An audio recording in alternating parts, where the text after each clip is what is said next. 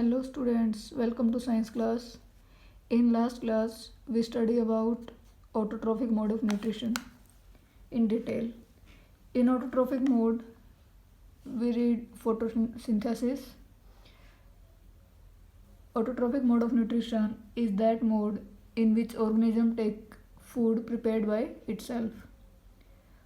Autotrophic mode में जो organism है वो कौन सा खाना इनटेक कर रही है जो उसने खुद ने बनाया है, खुद ने प्रिपेयर किया है। ठीक है, इस वीडियो में आप पढ़ेंगे heterotrophic mode of nutrition in detail. Heterotrophic mode of nutrition वो मोड है न्यूट्रिशन का जिसमें ऑर्गेनिज्म खाना इनटेक कौन सा करती है जो खाना प्लांट्स प्रिपेयर कर रहे हैं। प्लांट्स ने खाना प्रिपेयर किया है और किसी भी ऑर्गेनिज्म में उसको इनटेक किया है तो वो ऑर्गेनिज्म कैसा है, हेटरोट्रोफ है। ठीक है, heterotrophic mode of nutrition is of 3 types. मतलब अगर खाना खुद प्रिपेयर नहीं किया जा रहा, किसी और के द्वारा लिया जा रहा है, तो वो किस किस तरीके से लिया जा सकता है, किसी और से खाना किस किस तरीके से ले सकते हैं, इसके बेसिस पे 3 टाइप्स में डिवाइड किया गया है हेटरोट्रोफिक मोड ऑफ न्यूट्रिशन को। जिसमें फर्स्ट आता है आपका saprophytic. Saprophytic is the mode of nutrition in which food is obtained from the organic remains like dead organisms, excreta, fallen leaves. ठीक है, सैप्रोफाइटिक मोड ऑफ न्यूट्रिशन कौन सा है बेटा? Saprophytic mode of nutrition in which food is obtained from organic remains like dead organisms. जहाँ food कहाँ से obtain किया जाए, या तो किसी डेड ऑर्गेनिज्म से, ये एक्सक्रीटा से, एक्सक्रीटा मीन्स ह्यूमन और एनिमल वेस्ट।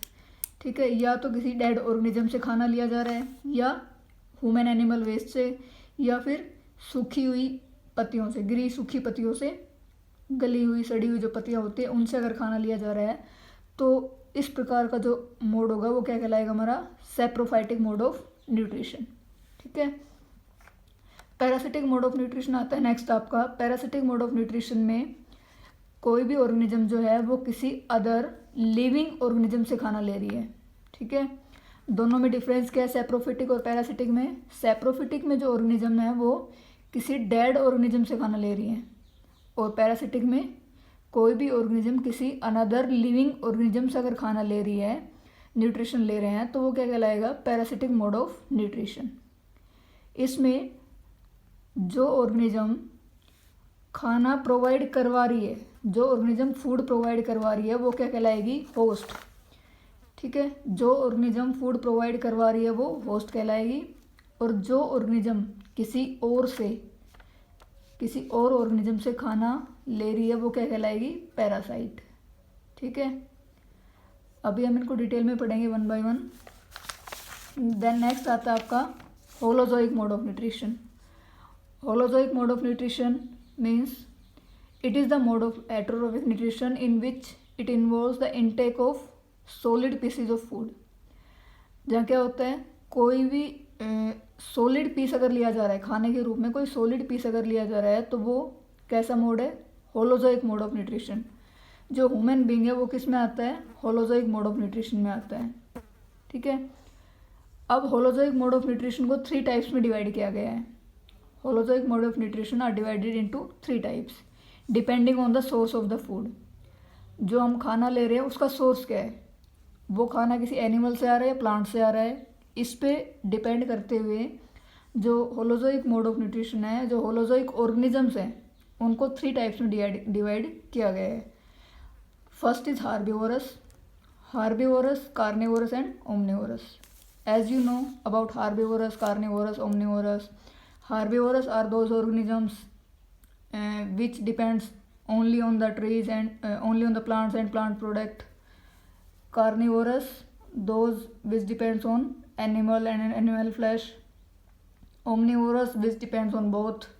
ठीक है, तो होलोजोइक मोड ऑफ न्यूट्रिशन को 3 टाइप्स में डिवाइड किया गया है उसके फूड के सोर्सेज के बेसिस पे।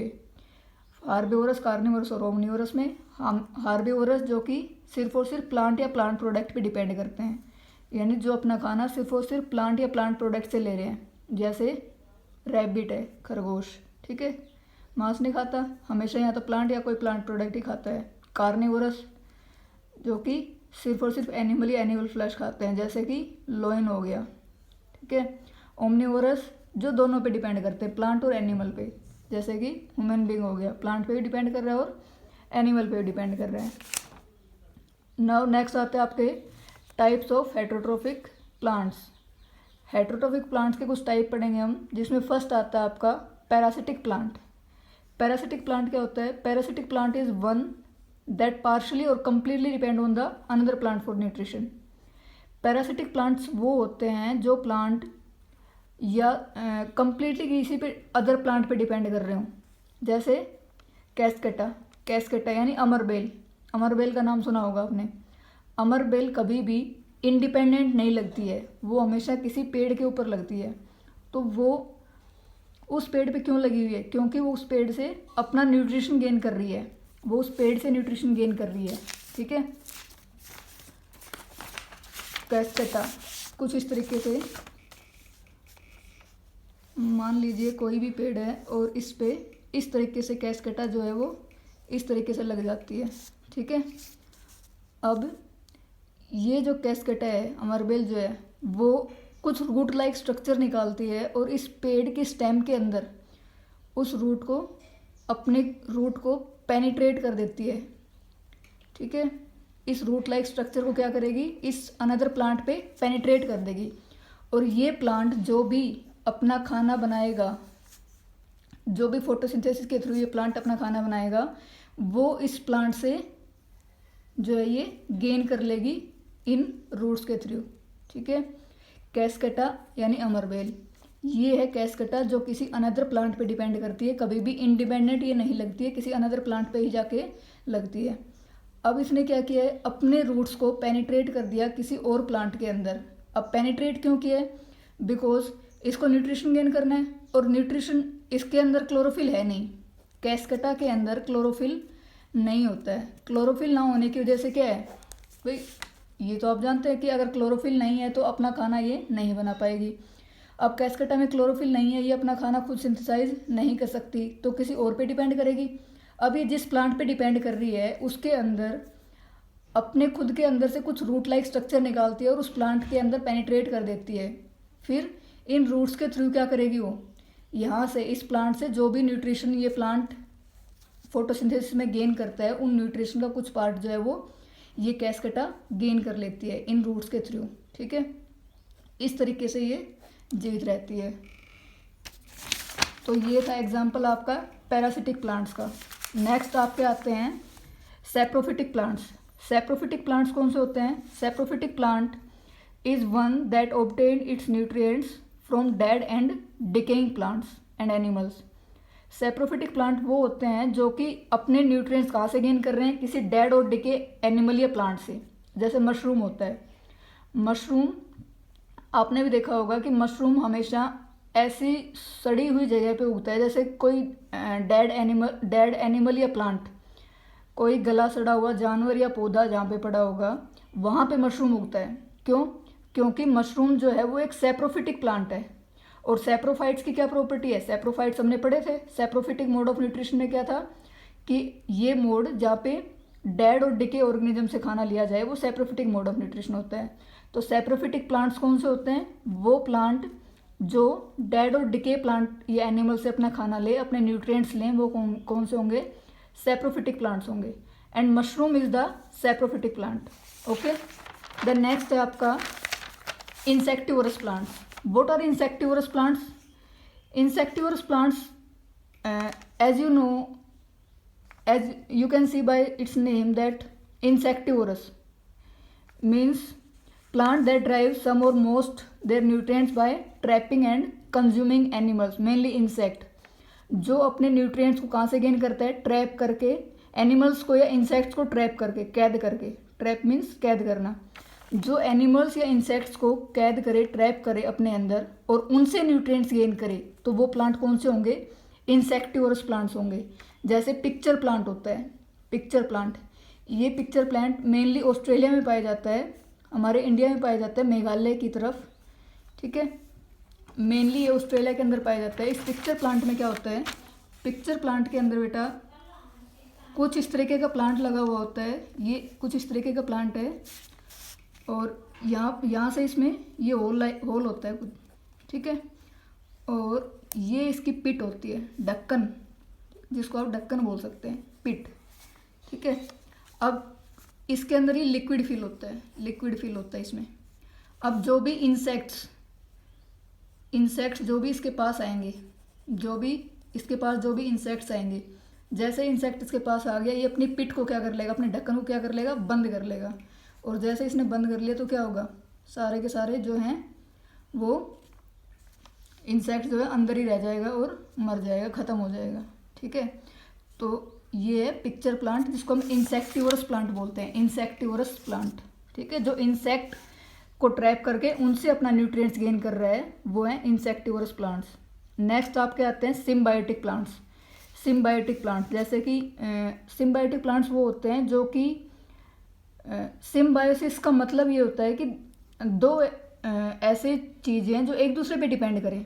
जैसे कि मान लीजिए आपने पार्टी करनी है और आपके पास इतने ज़्यादा पैसे नहीं हैं, तो आप अपने फ्रेंड से क्या बोल सकते हैं कि भाई तू पिज़्ज़ा लेके आ, मैं बर्गर लेके आता हूँ।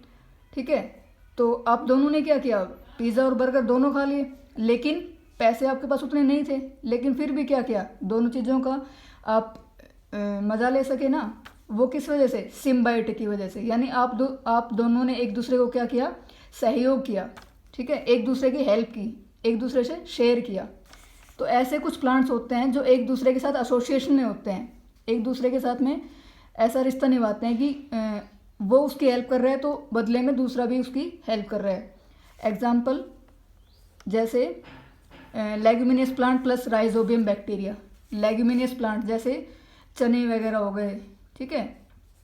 अब प्लस राइजोबियम बैक्टीरिया, देखिए किस तरीके से चने का जो पेड़ होता है, ठीक है, चने के पेड़ में की जो जड़ें होती हैं, इनके अंदर क्या पाया जाता है, राइजोबियम बैक्टीरिया। हमने लास्ट क्लास में पढ़ा होगा शायद ये राइजोबियम बैक्टीरिया। ठीक है, अब राइजोबियम बैक्टीरिया क्या कहाँ पा रहा है, लेग्यूमिनियस प्लांट्स की रूट के अंदर राइजोबियम बैक्टीरिया। लेग्यूमिनियस प्लांट्स को क्या चाहिए, मेनली नाइट्रोजन चाहिए इनको, नाइट्रोजन। लेग्यूमिनियस प्लांट्स को ज़रूरत होती है, नीड होती है किसकी, नाइट्रोजन की। बट ये नाइट्रोजन को गैसियस फॉर्म में एनवायरनमेंट से सीधा गेन नहीं कर सकते। ठीक है, गैसियस फॉर्म में एनवायरनमेंट से सीधा नाइट्रोजन को गेन नहीं कर सकते। भाई इनको नाइट्रोजन की ज़रूरत तो होती है, वैसे तो एनवायरनमेंट में 78% नाइट्रोजन है, तो फिर ये एनवायरनमेंट से नाइट्रोजन क्यों नहीं गेन कर सकते। एनवायरनमेंट से नाइट्रोजन ये गैसियस फॉर्म में गेन नहीं कर सकते। ये हमेशा नाइट्रोजन को सोलेबल फॉर्म में चाहते हैं कि किसी चीज़ के अंदर सोलेबल होकर घुल के फिर नाइट्रोजन आए इनके पास। तो इनकी हेल्प कौन करता है, अब इनका फ्रेंड है कौन, राइजोबियम बैक्टीरिया, जो कहाँ पाया जा रहा है, इनकी रूट्स के अंदर। किन की रूट्स में, लेग्यूमिनियस प्लांट्स की रूट्स में। ठीक है, इनकी रूट्स में राइजोबियम बैक्टीरिया। अब राइजोबियम बैक्टीरिया क्या करेगा, यहाँ से एनवायरनमेंट से नाइट्रोजन लेगा और रूट्स के अंदर वाटर भी है, वाटर के अंदर नाइट्रोजन को डिसोल्व करेगा और इनकी रूट्स के थ्रू किसको दे देगा, लेग्यूमिनियस प्लांट्स को। ठीक है, लेग्यूमिनियस प्लांट्स को जरूरत थी सोलेबल नाइट्रोजन की, वो किसने दे दिया, राइजोबियम बैक्टीरिया ने दिया। अब राइजोबियम बैक्टीरिया को बदले में क्या मिल रहा है, लेग्यूमिनियस प्लांट से खाना मिल रहा है, न्यूट्रिएंट्स मिल रहे हैं। बिकॉज राइजोबियम बैक्टीरिया तो खुद से खाना नहीं बना सकता, इसलिए जो भी आपके लेग्यूमिनियस प्लांट्स हैं ये अपना जो खाना सिंथेसाइज कर रहे हैं, अपना जो फूड सिंथेसाइज कर रहे हैं, उसका कुछ पार्ट किसको दे देंगे, राइजोबियम बैक्टीरिया को दे देंगे। ठीक है, तो एक तरीके से बराबर का रिश्ता हुआ ना, सिम्बायोटिक रिलेशनशिप, कि राइजोबियम बैक्टीरिया इसको दे रहे हैं नाइट्रोजन लेग्यूमिनियस को, और लेग्यूमिनियस प्लांट को क्या दे रहे हैं बदले में, न्यूट्रिएंट्स दे रहे हैं, फूड दे रहे हैं। ठीक है, तो इस तरीके की जो रिलेशनशिप होती है वो क्या होती है, सिम्बायोटिक रिलेशनशिप। और ऐसे जो प्लांट्स होते हैं वो कहलाते हैं हमारे सिम्बायोटिक प्लांट्स। ठीक है, इसका एक और एग्जांपल भी आप ले सकते हैं, लाइकन। लाइकन के अंदर क्या होता है, फंगई प्लस में एलगी, फंगई प्लस में एलगी। एलगी आपने देखी होगी, जो भी पोंड वगैरह होते हैं, तालाब वगैरह, उनमें पानी के ऊपर ग्रीन लेयर आ जाती है, वो ग्रीन लेयर हमारी किस चीज़ की होती है, एलगी की होती है। ठीक है, अब एलगी ग्रीन कलर की है, उसके अंदर क्लोरोफिल है, वो अपना खाना खुद से सिंथेसाइज कर सकती है, और जो फंगई है वो अपना खाना खुद से सिंथेसाइज नहीं कर सकती। ठीक है, तो मान लीजिए ये पोंड है, पोंड के ऊपर क्या है, फंगई है, और फंगई पे एलगी। ठीक है, फर्स्ट होता है फंगई, और फंगई पे होता है एलगी, एलगी। ठीक है, तो फंगई जो है एलगी को क्या दे रही है, शेल्टर दे रही है, और मतलब इसको जगह दे रही है रहने के लिए, और साथ में वाटर भी प्रोवाइड कर रही है, पानी भी दे रही है। और एलगी जो है वो खाना बना सकती है, फूड सिंथेसाइज कर सकती है। तो एलगी क्या दे रही है इसको बदले में, फूड दे रही है, न्यूट्रिएंट दे रही है।